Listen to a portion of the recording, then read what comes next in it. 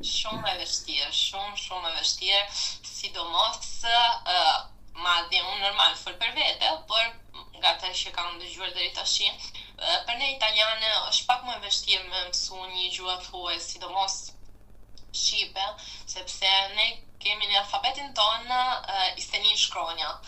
I kemi marrë falas 5 nga anglishtja, kështu që 26 përfundimtar. Kundra juaj që e keni 36-ta.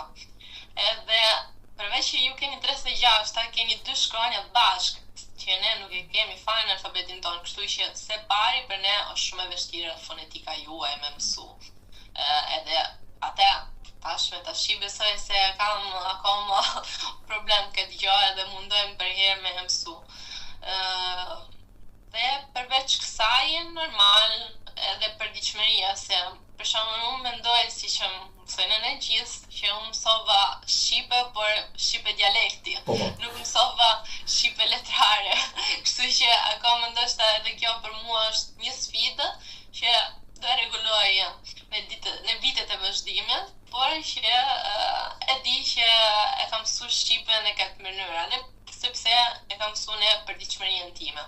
Por që është një gjuhë me vërtet shumë e vështirë, është pakte unë besoj se më ka ndesh 2 vite që ta mësoj mirë me fola jo rishme, por fëmijëra.